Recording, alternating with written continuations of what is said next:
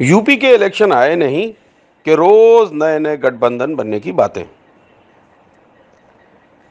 Samajwadi party और RLD यानी अजीत सिंह की पार्टी, जिनको अब उनके बेटे चला रहे हैं जयंत चौधरी, इनके अलायंस की बात थी।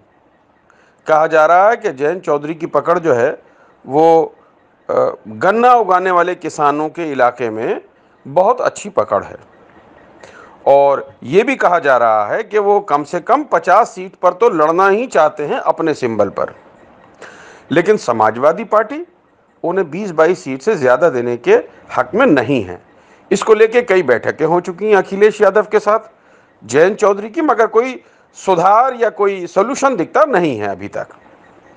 इसी बीच पिछले हफ्ते यानी रविवार को जयंत चौधरी लखनऊ से दिल्ली जा रहे थे, और इत्तेफाक था, या कहिए कि पहले से मालूम रहा होगा कि उसी दिन उसी वक्त प्रियंका गांधी भी लखनऊ से दिल्ली जा रही थी। हालांकि जयंत चौधरी के पास एक बोर्डिंग पास था, उनके पास एक टिकट था पहले से एक किसी फ्लाइट का दिल्ली जाने के लिए, लेकिन उसी वक्त प्रियंका गांधी की उनकी एयरपोर्ट पर मुलाकात हुई। दोनों ने काफ़ी देर वहां बैठ के बात करी, और उसके बाद प्रियंका गांधी के कहने पर, जिनके साथ छत्तीसगढ़ के मुख्यमंत्री बघेल साहब भी थे और दीपेंद्र हुड्डा भी थे, उन दोनों के इसरार करने पर, उन दोनों के कहने पर जयंत चौधरी उनके साथ यानी प्रियंका गांधी और बघेल साहब के साथ उनके चार्टर प्लेन में दिल्ली आए। अब इसकी जो तस्वीरें थीं वो जयंत चौधरी ने पब्लिक नहीं करी, इसकी तस्वीरें कांग्रेस की तरफ से पब्लिक हुई हैं।